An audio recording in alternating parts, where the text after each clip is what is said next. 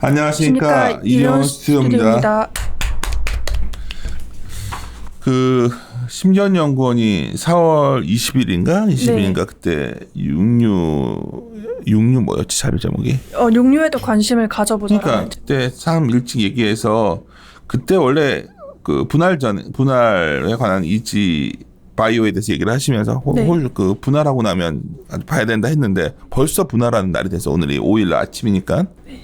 그리고 그 사이에 그 이지바이오 계열사들 중에서 우리손 에페진 같은 것도 올라오고 상당히 주가들이 좋았거든요. 네. 그래서 오늘 상당히 흥미진진한 날인데 여하튼 오늘 거래 정지에서 풀려서 거래되는 날이니까 아무튼 만약 오늘 이거 들으시려면 그 전에 했던 내용을 좀 들으셔야 될 것 같다는 생각 드는데 오늘은 하여튼 오늘 이벤트에 대해서 좀 얘기 좀 해줍시다. 네, 오늘 거래 정지가 되고 거래 정지 해제 전에 업데이트하는 겸사겸사 탐방도 좀 다녀와서 내용을 전체적으로 업데이트를 했습니다. 그래서 자료의 핵심은 남게 되는 홀딩스도 좋고 신설은 또 무조건 좋고 이런 개념이었고요. 원래는 신설 법인 위주로 좀 보자는 거였잖아요. 네. 홀딩스 좋다. 네.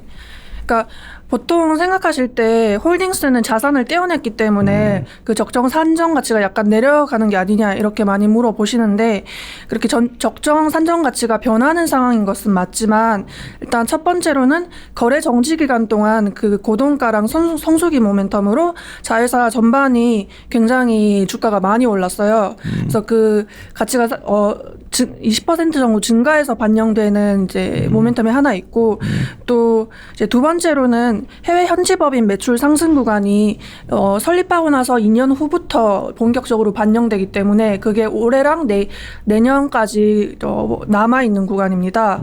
그래서 자회사랑 해외법인 이익이 이 홀딩스 주가에 반영될 여력이 풍부하게 남아있기 때문에 이 홀딩스도 좋다라고 판단하고 있습니다. 그리고 여기서 하나 덧붙여서 말씀드리자면 이 동가 사이클에 대해서 약간 업데이트 드리고 싶은데 그 자회사에 반영되는 고동가 모멘텀의 경우 올해 성수기까지의 단기적 계절적 사이클이냐 아니면은 좀 보다 장기적인 사이클이냐라는 질문이 굉장히 많았었는데요. 저는 이제 내년까지 가는 장기성 사이클로 보고 있습니다.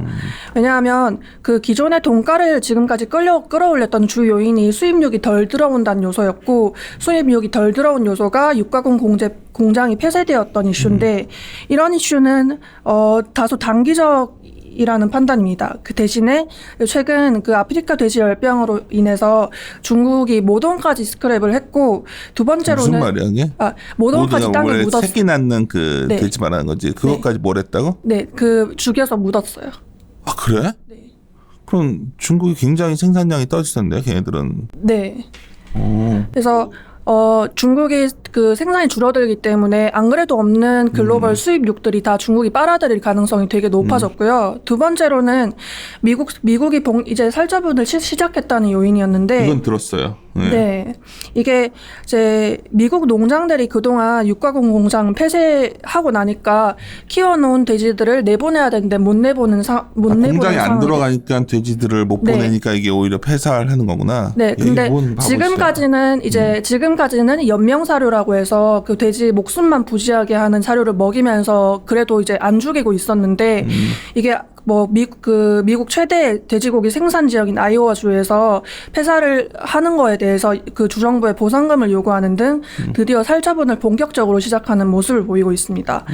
이런 식으로 살처분을 하면은 전체 생산 사이클을 회복하는 데까지 한 2년 정도 걸리고 이제 이 2년이라는 거는 자국 소비가 회복되는 그런 이제 사이클이고요. 수출 여력까지 회복하려면 이보다 조금 더 시간이 걸리기 때문에 결국 이 두 가지 요인으로 인해서 그 동가 모멘텀은 보다 장기 사이클로 접어들 가능성이 높아졌다는 판단입니다. 그래서 이제 홀딩스 역시 이 동가 모멘텀 때문에 전반적으로 좋아지는 사이클이고 신설 같은 경우는 그 4월에 발간한 육류에도 관심을 가져보자 해서 추정한 방식 그대로 유지하고 또 글로벌 피어 멀티플을 고려해서 이제 밴드 하단에서 추정 한번 하고 중간에서 한번 추정을 했어요. 그래서 이 추정한 결과 그 1년 동안의 예상 시가총액의 범위를 1,500억에서 2,400억 사이로 추정하고 있습니다. 그 뒤에는 표 2, 표 3에 있는 거군요. 피어까지. 네. 근데 내가 지금 갑자기 또 헷갈리기 시작한 게 돼지고기를 공장에 안 들어왔으니까 돼지고기를 막 죽였잖아. 네. 그 사이클 흔들려 돼지 가격이 올라가면 제일 좋아지는 게 이 회사에서 어떤 것들이지? 이지바이오 계열사들 중에서? 그러니까 가장 먼저 좋아지는 건 우리손같이 농장 들고 있는 곳이지만 이제 얘네는 농장 갖고 있는 데서 그 계열사에서 또 사료를 주고 이런 식이기 때문에 그 이제 돈가가 좋아지면 전체적으로 좋아지는 구조예요. 또 뭐 수직 계열화가 되어 있기 때문에. 그건 알겠는데 이게 내가 뭘 헷갈려하는 건지 나조차. 그러니까 이게 확 그렇게 되면 전체 시장 위축되는 거 아니냐는 거지. 돼지가 많이 주니까 아니야? 그러니까 돼지가 줄어드는 와중에 우리나라는 계속 생산 그대로 하고 있으니까. 우리는 하고 있으니까 네네. 우리는 유리하고 네. 그러니까 그 죽인 곳들은 불리해. 이제 이해했어요. 미안. 네. 그래. 그냥 결국 우리가 근데 미국에 수출은 안 우리가 수출을 할 수 있다는 건가 그러면? 수출을 안 하는 건 아니었는데 엄청 작은 양만 그러니까. 했었는데 이제 수출을 본격적으로 할지 안 할지는 아직 불확실한 최소한 상황. 수입이 들어오는 건 확 줄겠네. 네, 그러니까 이미 4월까지 데이터를 보면 지난 3년보다 훨씬 낮은 상황의 그 수준에서 들어오고 있고 그게 좀 어느 정도 상여가가 유지될. 많이 올랐나? 그럼 돼지고기 가격이 좀 많이 올랐나? 네, 한 5,200원, 그래? 300원 사이일 거예요. 그러면 오늘 뭐 6월 5일 장시작 전인데 결론적으로 둘 다 뭐 홀딩스나 신설사 다 법인 다 좋다. 네, 뒤에 아까 사실 IS 동서 때도 얘기했었는데 요 뒤에 그 시가법인 추정한 거랑 요 현황이랑 뭐 사람 요 설명으로 붙여놓은 거야. 이거 설명을 더 해줄래? 네네. 일단 이제 거래 정지 해제 전후로 타임라인 먼저 설명을 드리면 이게 제일 중요하네. 네. 일단 그 표 1번 보시면 알 수 있다시피 동사 거래 정지 기간에 축산 관련주가 전체적으로 상승했어요. 맞아요. 네. 이게 그 뭐 계열사 그 가치가 올라가서 홀딩스에 반영이 좋게 되는 그런 부분도 좋은 건 맞지만 일단 이제 이지바이오 그동안 못 올랐던 거를 좁힐 가능성이 높기 때문에 그러니까 그냥 주가 측면으로만도 이제 그 동력이 있는 거죠. 그런 포인트가 하나 있고 그 분할 비율이 왜 이렇게 적게 상장이 계산이 됐냐고 물어봤는데 3.9%밖에 안 돼? 네. 왜? 이게 왜냐면 그 분할 시에는 원래 적격 분할 요건에 따라서 그 순자산 기준으로 결정이 되는데 기존의 이지바이오 자산은 얘네가 뭐 사실상 지주회사였으니까 자산이 대부분 주식이었고 나머지 뭐 첨가제라던가 공장 이런 실질 비즈니스 관련 실질 자산은 그 규모가 크지 않았어요. 근데 이제 신설되는 회사가 비즈니스 관련 다 받아가고 또 이제 그 홀딩스는 주식이 대부분 남아있기 때문에 그 자산 비율이 굉장히 차이가 나서 이렇게 좀 적은 주식만 받게 된. 이것도 더 조사하신 거죠? 네. 약간 좀 독특해서 신설법인이 너무 적으니까. 네, 그쪽에서 너무 많이 홀딩스가 낫겠다 진짜. 네. 이걸 보면 오케이. 네, 헷갈리는데 약간.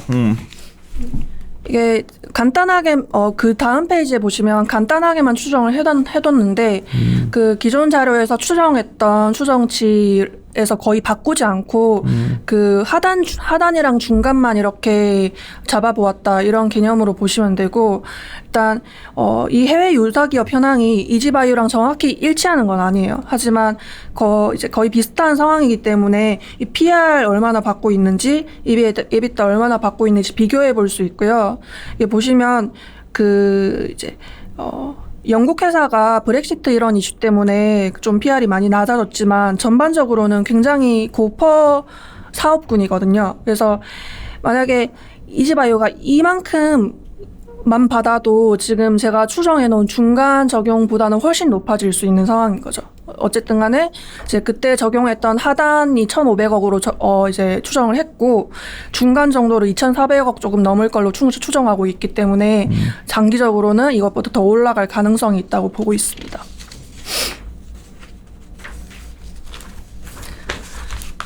이제 추가적으로 하나만 설명드리고 싶은 포인트가 그 다음 페이지에 있는데요.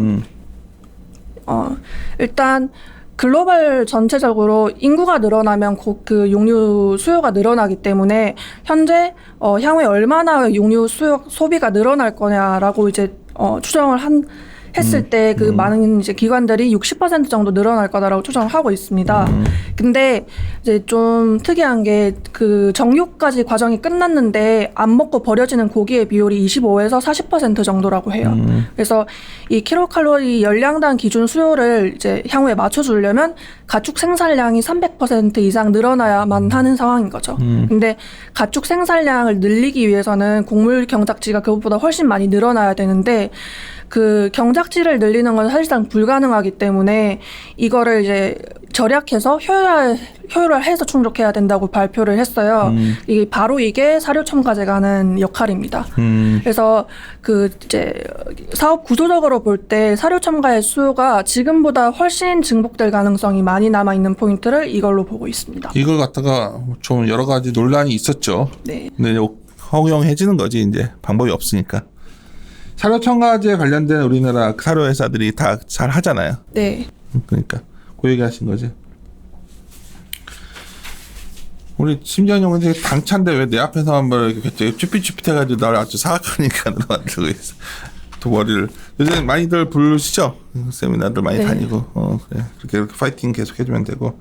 하여튼 결론은 이즈바이오 홀딩스도 사라. 오늘 오케이 가보실까요? 예, 함께 고민하시죠.